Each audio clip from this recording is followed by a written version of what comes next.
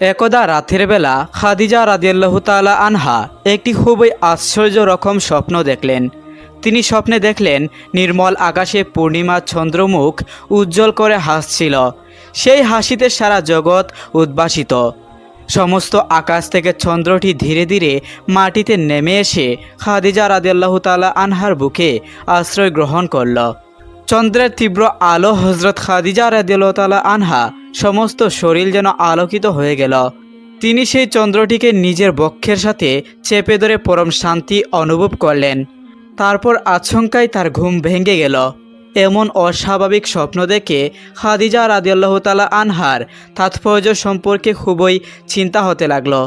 তবে স্বপ্নের অর্থ তিনি উদ্ঘাটন করতে না পারলেও তার মনে এমন ভীষণ ধারণা জন্মালো যে অবশ্যই এটি একটি অত্যন্ত গুরুত্বপূর্ণ স্বপ্ন, কোনো বাজে স্বপ্ন নয়। অতএব পরের দিন সকালে নিজের কৃতপুত্র বিজ্ঞ ধর্মীয় পণ্ডিত উরাকা বিন নৌফেলের কাছে হাজির হলেন। ওরাকা বিন নৌফেলের কাছে সেই অস্বাভাবিক স্বপ্নটির কথা বর্ণনা করে তার অর্থ জানতে চাইলেন। উরাকা বিন নৌফেল স্বপ্নটির কথা শুনে বললেন, তুমি অত্যন্ত ভাগ্যবতী, কারণ তুমি যেই স্বপ্নটি দেখেছ তার অর্থ অত্যন্ত গুরুত্বপূর্ণ। আমি তাওরাত ও ইঞ্জিল কিতাব পাঠ করে যে তথ্য পেয়েছি তাতে পরিষ্কার বোঝা যাচ্ছে যে দুনিয়াতে আখিরি নবী হজরত মুহাম্মদ সাল্লাল্লাহু আলাইহি সাল্লামের আবির্ভাব ঘটেছে। আজ তোমার এই স্বপ্নের বৃত্তান্ত শ্রবণ করে এই কথা পরিষ্কার বোঝা যাচ্ছে যে তুমি সেই আখিরি নবী হজরত মুহাম্মদ সাল্লাল্লাহু আলাইহি সাল্লামকে স্বামীতে বরণ করতে যাচ্ছ। সুবহানাল্লাহ। আর নারী পুরুষের ভিতরে তুমি সর্বপ্রথম তাকে নবী বলে স্বীকার ও বিশ্বাস করে তার ধর্ম গ্রহণ করবে। কর্তব্য পুত্রের কাছ থেকে এমন স্বপ্ন ব্যাখ্যা শুনে খাদিজা রাদিয়াল্লাহু তাআলা আনহা খুব খুশি হয়ে ঘরে ফিরে গেলেন। সেই দিন থেকে খাদিজা রাদিয়াল্লাহু তাআলা আনহা ঘরের মধ্যে প্রচণ্ড আশা আঙ্কিত হলো। বিশ্বনবী সাল্লাল্লাহু আলাইহি সাল্লামের বিবাহ করার বয়স তখন হয়েছিল এবং তার ব্যবস্থা ও সমাধান করার দায়িত্ব ছিল তার চাচা আবু তালিবের উপর। কিন্তু তার অধিক আর্থিক অন্টনের কারণে তিনি তা পেরে উঠছিলেন না। বিশ্বনবী সাল্লাল্লাহু আলাইহি সাল্লাম নিজে যে চাকরিটি করেছিলেন তা উপার্জন ছিল অত্যন্ত নগণ্য, তাই তার নিজের পক্ষে খরচ যোগান করে বিবাহ করা সম্ভব ছিল না। আবু তালেব দায়িত্বশীল অভিভাবক হিসেবে এই ব্যাপারে অত্যন্ত উদ্বিগ্ন এবং বিশেষভাবে চিন্তিত ছিলেন। একদা রাসূল সাল্লাল্লাহু আলাইহি সাল্লাম হযরত ফাতেমা রাদিয়াল্লাহু তাআলা আনহাকে ডেকে বললেন, হে ফাতেমা, এই মদিনায় একজন কাঠুরিয়া স্ত্রী থাকে। সে এমন একটি আমল করে যে আমলের কারণে সে তোমার পূর্বে জান্নাতে প্রবেশ করবে। রাসূল সাল্লাল্লাহু আলাইহি সাল্লামের এই কথা শুনে হযরত ফাতেমা রাদিয়াল্লাহু তাআলা আনহা বললেন, আব্বাজান, এটা কিভাবে সম্ভব? আমি জান্নাতের সকল মহিলাদের সর্দারনি, কিভাবে কোনো মহিলা আমার পূর্বে জান্নাতে প্রবেশ করবে? জান্নাতে পূর্বে প্রবেশ করার আকাঙ্ক্ষা সকলেরই রয়েছে। আব্বাজান, দয়া করে আমাকে সেই কাঠুরিয়া স্ত্রীর ঠিকানা বলুন, যাতে আমি দেখে আসতে পারি সে কি এমন আমল করে যে আমলের কারণে সে আমার পূর্বে জান্নাতে প্রবেশ করবে। রাসূল সাল্লাল্লাহু আলাইহি সাল্লাম তখন বললেন, ফাতেমা, আজকে তুমি বাড়ি চলে যাও। কিছুদিন পরে সময় হলে আমি তোমাকে ডেকে নেব এবং তখন আমি সেই কাঠুরিয়া স্ত্রীর ঠিকানা বলে দিব। হযরত ফাতেমা রাদিয়াল্লাহু তাআলা আনহা মুহাম্মদ সাল্লাল্লাহু আলাইহি সাল্লামের এই কথা শ্রবণ করে বাড়িতে ফিরে আসলেন। এভাবে বেশ কিছুদিন অতিবাহিত হয়ে গেল। এর মধ্যে হযরত ফাতেমা রাদিয়াল্লাহু তাআলা আনহা খুবই অসুস্থ হয়ে পড়লেন। একদিকে তিনি ছিলেন অসুস্থ, অন্যদিকে একাধারে 3 দিন যাবৎ তার বাড়িতে কোনো খাবার ছিল না। খাবার না খেয়ে অসুস্থতার কারণে হযরত ফাতেমা রাদিয়াল্লাহু তাআলা আনহা অত্যন্ত দুর্বল হয়ে পড়লেন। হযরত আলী রাদিয়াল্লাহু এর হাতে তখন এমন কোনো অর্থও ছিল না যার মাধ্যমে তিনি খাবার ক্রয় করে আনতেন। 3 দিন অতিবাহিত হওয়ার পর ফাতেমা রাদিয়াল্লাহু তাআলা আনহা আলী রাদিয়াল্লাহুর হাতে একটি কাপড় দিয়ে বললেন, হে আমার প্রিয় স্বামী, আপনার হয়তো মনে আছে আব্বাজান মুহাম্মদ সাল্লাল্লাহু আলাইহি সাল্লাম আমাকে বিয়ের সময় এই কাপড়টি হাদিয়া দিয়েছিলেন। এটি অত্যন্ত বরকতময় একটি কাপড়। আমার মন চাচ্ছে না যে এই কাপড়টি আমি বিক্রি করে দেই, কিন্তু তারপরেও যেহেতু আমাদের ঘরে 3 দিন যাবৎ কোনো খাবার নেই, তাই আপনাকে আমি এই বরকতময় কাপড়টি দিচ্ছি। আপনি এটি বাজারে বিক্রি করে এর মূল্য দিয়ে বাজার থেকে কিছু খাবার ক্রয় করে নিয়ে আসুন। হযরত আলী রাদিয়াল্লাহু আনহু সেই কাপড়টি হাতে নিয়ে বাজারের দিকে রওনা করলেন। তিনি কাপড়টি নিয়ে বাজারে পৌঁছালেন, কিন্তু সেটিকে বিক্রি করার জন্য অনেক ক্রেতাকে দেখালেন, কিন্তু কাপড়টি অত্যন্ত পুরাতন হওয়ায় কেউ তা ক্রয় করার জন্য আগ্রহ দেখাচ্ছিল না। এই কারণে আলী রাদিয়াল্লাহু আনহু একেবারে নিরাশ হয়ে পড়লেন। তখন তিনি মহান আল্লাহ তাআলার দরবারে ফরিয়াদ করলেন, হে রাব্বুল আলামিন, এই কাপড়টি অত্যন্ত পুরাতন, তাই এটি ক্রয় করার জন্য কোনো ক্রেতা আগ্রহ দেখাচ্ছে না। আজ 3 দিন যাবৎ মোহাম্মদ সাল্লাল্লাহু আলাইহি সাল্লামের কলিজার টুকরা হযরত ফাতেমা, হাসান ও হুসাইন না খেয়ে আছে। হে আল্লাহ রাব্বুল আলামিন, আজকে যদি এই কাপড়টি বিক্রি না করে আমি খাবার নিয়ে না যেতে পারি, তাহলে আজকেও তাদেরকে না খেয়ে থাকতে হবে। হে আল্লাহ রাব্বুল আলামিন, আপনি এই কাপড়টি ক্রয়ের জন্য একজন ক্রেতাকে ব্যবস্থা করে দিন। হযরত আলী রাদিয়াল্লাহু এই দোয়া করার পরে একজন ক্রেতা আগমন করল এবং সে প্রশ্ন করল, আলী, তুমি কি এই কাপড়টা বিক্রি করতে চাও? আলী রাদিয়াল্লাহু আনহু বললেন, জনাব, আমি তো বিক্রি করার জন্য এটিকে বাজারে নিয়ে এসেছি। তখন সে বলল, কি পরিমাণ অর্থ দিলে তুমি এই কাপড়টি বিক্রি করবে? তখন আলী রাদিয়াল্লাহু আনহু জানতেন এই কাপড়টি অত্যন্ত পুরাতন, এর মূল্য সর্বোচ্চ 1 দিরহাম বা 2 দিরহাম হতে পারে। তাই তিনি কোনো দাম দর না চেয়ে বললেন, জনাব, আপনার যা মর্জিত তা প্রদান করুন, আমি নিজে থেকে এই কাপড়টি কোনো দাম চাচ্ছি না। তখন সেই ক্রেতা বলল, আমি 6 দিরহাম দিয়ে এই কাপড়টি ক্রয় করতে চাই, তুমি কি বিক্রি করতে রাজি আছো?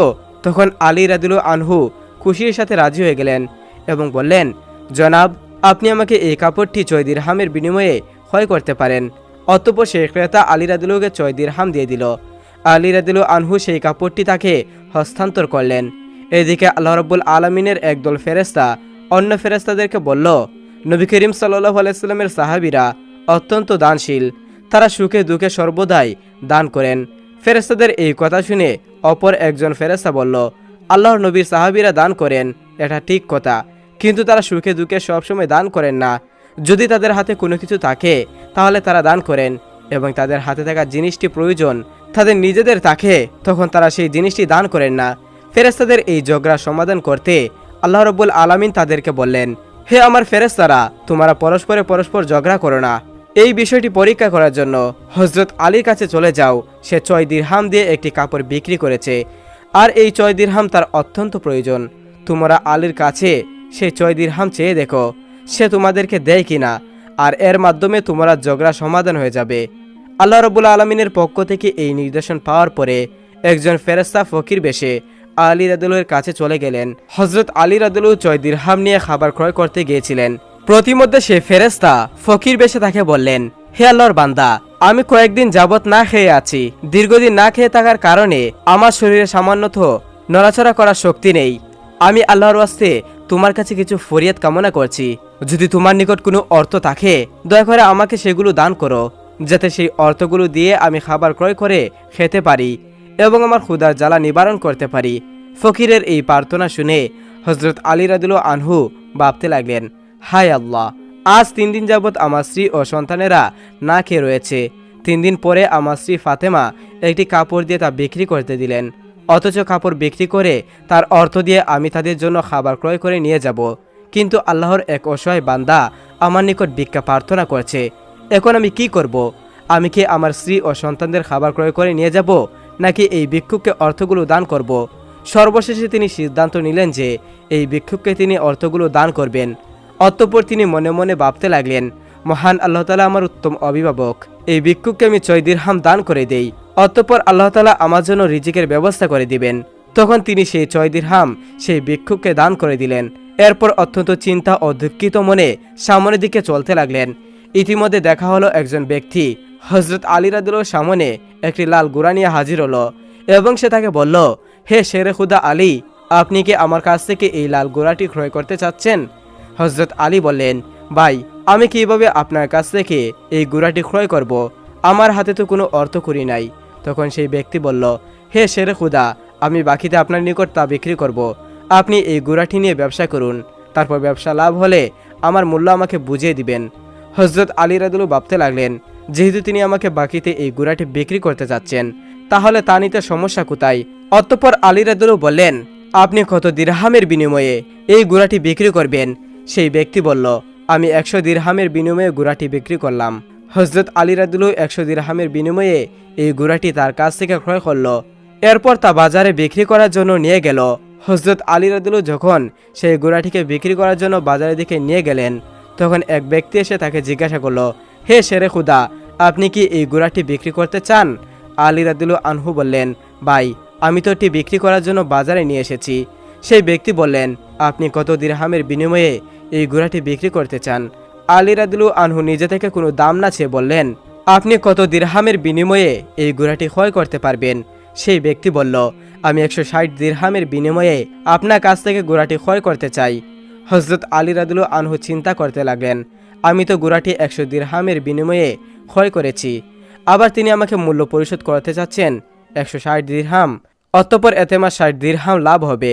তখন আলী রাদিয়াল্লাহু আনহু বললেন, ভাই, আমি আপনার নিকট 160 দিরহাম দিয়ে এই ঘোড়াটি বিক্রি করে দিলাম। সেই ব্যক্তি হযরত আলীর কাছে 160 দিরহামের বিনিময়ে সেই ঘোড়াটি ক্রয় করে নিল। হযরত আলী রাদিয়াল্লাহু যার কাছ থেকে ঘোড়াটি ক্রয় করেছিলেন তাকে 100 দিরহাম পরিশোধ করার পরেও তার কাছে রয়ে গেল 60 দিরহাম। তিনি 6 দিরহাম আল্লাহর রাস্তায় দান করেছিলেন। আল্লাহ রাব্বুল আলামিন তার বিনিময়ে তাকে 10 গুণ বৃদ্ধি করে 60 দিরহাম ফেরত দিলেন। অতঃপর এই 60 দিরহামের বিনিময়ে আলী রাদিয়াল্লাহু আনহু বিপুল সংখ্যক খাদ্য ক্রয় করে বাড়ির পথে রওনা করলেন। যখন তিনি বিপুল পরিমাণে খাদ্য নিয়ে বাড়িতে ফিরে আসলেন, তখন ফাতেমা রাদিয়াল্লাহু আনহা তাকে বললেন, হে আলী, আমি তোমাকে যে কাপড়টি বিক্রি করতে বলেছিলাম সেই কাপড়ের মূল্য দিয়ে এত পরিমাণে খাদ্য ক্রয় করা তো সম্ভব নয়। তাহলে তুমি এই পরিমাণ খাদ্য ক্রয় করার জন্য অর্থ কোথায় পেলে? তুমি আমাকে আগে এই কথা বলো, তারপর তুমি আমার বাড়িতে প্রবেশ করতে পারবে। হযরত আলী রাদিয়াল্লাহু আনহু বললেন, ফাতেমা, আগে আমি বাড়িতে প্রবেশ করি, তারপর না হয় আমি তোমাকে ঘটনাটি খুলে বলবো। কিন্তু হযরত ফাতেমা রাদিয়াল্লাহু আনহা আলীকে বললেন, আগে আপনি প্রকৃত ঘটনাটি খুলে বলুন, তারপর আপনি বাড়িতে প্রবেশ করতে পারবেন। হযরত আলী রাদিয়াল্লাহু আনহু বললেন, ফাতেমা, তুমি তো ভালো করেই জানো যে তোমার স্বামী আলী কোনোদিন অবৈধভাবে অর্থ উপার্জন করবে না। আমি যে পন্থায় এই অর্থগুলো উপার্জন করেছি তা সম্পূর্ণ বৈধ একটি পন্থা, অতঃপর এই ব্যাপারে তোমার সন্দেহ করার কোনো কারণ নেই। কিন্তু হযরত ফাতেমা রাদিয়াল্লাহু আনহা আলী রাদিয়াল্লাহুর কথাগুলো তেমন বুঝতে চাইলেন না। আলী রাদিয়াল্লাহু ও ফাতেমা রাদিয়াল্লাহুর মাঝে এই ঘটনা ঘটার কিছুদিন পরে মুহাম্মদ সাল্লাল্লাহু আলাইহি সাল্লাম ফাতেমা রাদিয়াল্লাহুকে ডেকে তার দরবারে নিলেন। অতঃপর তিনি তাকে বললেন, হে ফাতেমা, তোমার কি মনে আছে আমি কিছুদিন পূর্বে তোমাকে বলেছিলাম একজন কাঠুরিয়ার স্ত্রী তোমার পূর্বে জান্নাতে প্রবেশ করবে? হযরত ফাতেমা রাদিয়াল্লাহু বললেন, আব্বাজান, অবশ্যই আমার মনে আছে, এবং আমি ওই কাঠুরিয়া স্ত্রীর সঙ্গে সাক্ষাৎ করার জন্য ওদের আগ্রহে ব্যাকুল হয়ে আছি। দয়া করে আপনি আমাকে তার ঠিকানাটি বলুন, যাতে আমি দেখে আসতে পারি যে কাঠুরিয়া স্ত্রী এমন কি আমল করে যার কারণে সে আমার পূর্বে জান্নাতে প্রবেশ করবে। তখন আল্লাহর নবী রাসূল সাল্লাল্লাহু আলাইহি সাল্লাম তাকে বললেন, হে ফাতেমা, অমুক এক জায়গায় সেই কাঠুরিয়া ও তার স্ত্রী বসবাস করে, তুমি যাও তার সাথে দেখা করে আসো।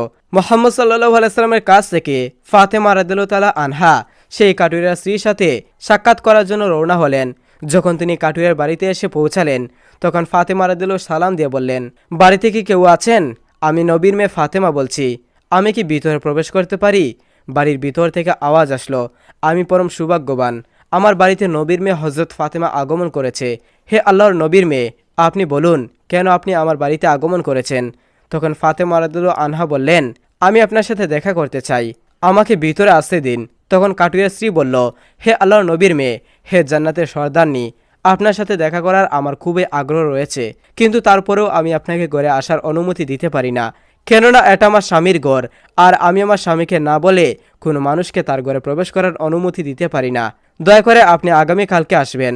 আজকে আমি আমার স্বামীর কাছ থেকে আপনার ব্যাপারে অনুমতি নিয়ে রাখব। যদি আমার স্বামী অনুমতি দান করেন তবেই আমি আপনাকে ঘরে প্রবেশ করার অনুমতি দিতে পারি।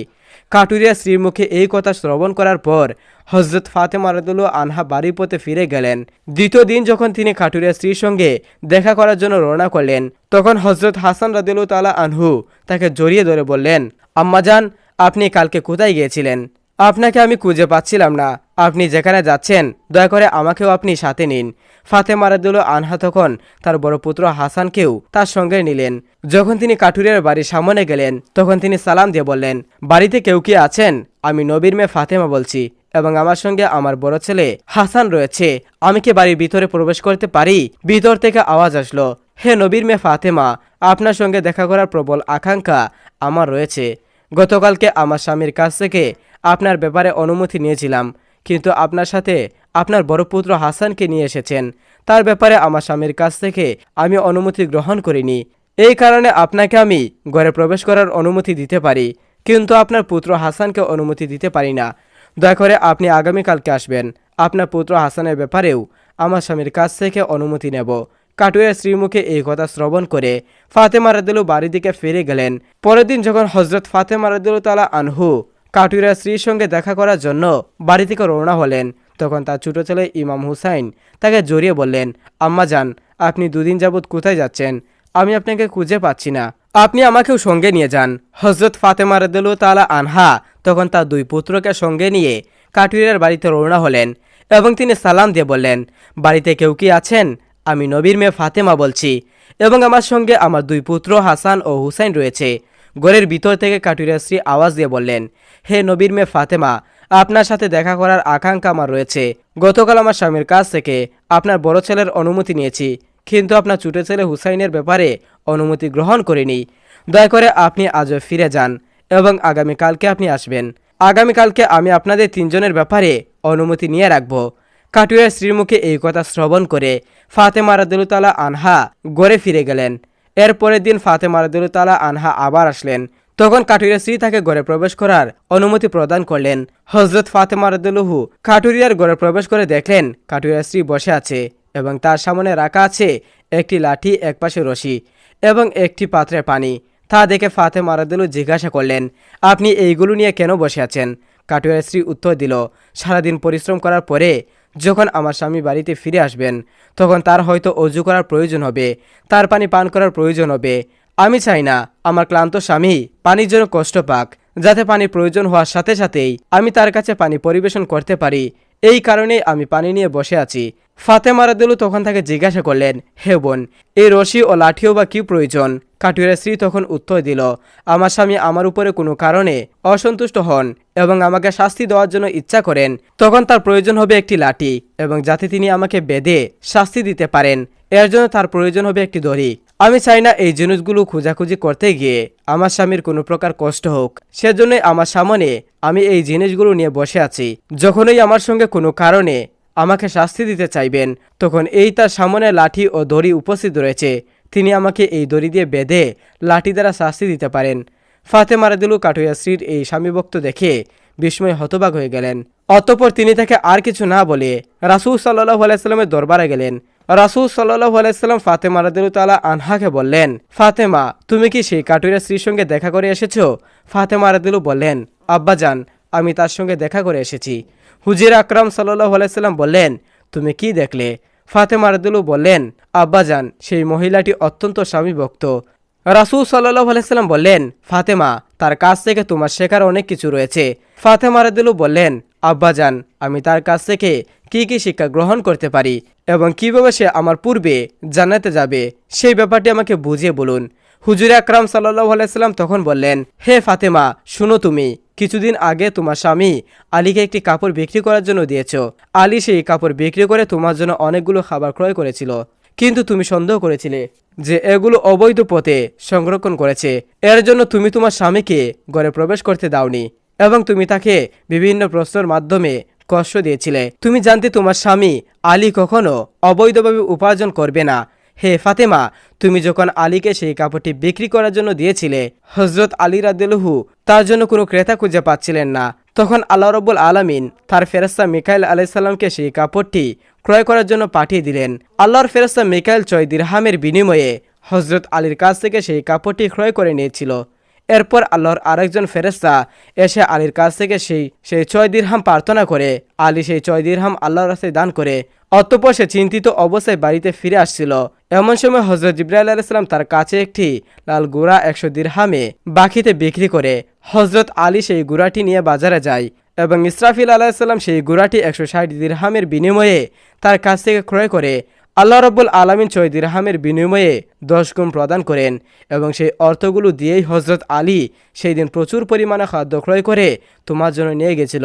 ফাতেমা, শুনে রাখো, যে কাপড়টি আলী রাদিয়াল্লাহু বিক্রি করেছিল, আল্লাহ রাব্বুল আলামিন সেই কাপড়টি জান্নাতে সংরক্ষণ করে রেখেছেন এবং যে গুড়াটি দিয়ে আলী ব্যবসা করেছিল সেই গুড়াটিও আল্লাহ রাব্বুল আলামিন জান্নাতে সংরক্ষিত করে রেখেছেন। কাল কিয়ামতের দিন যখন তুমি জান্নাতে প্রবেশ করবে তখন তুমি সেই গুড়ার উপরে থাকবে এবং সেই কাপড়টি হবে গুড়ার লাগাম, আর সেই লাগামটি ধরে থাকবে উক্ত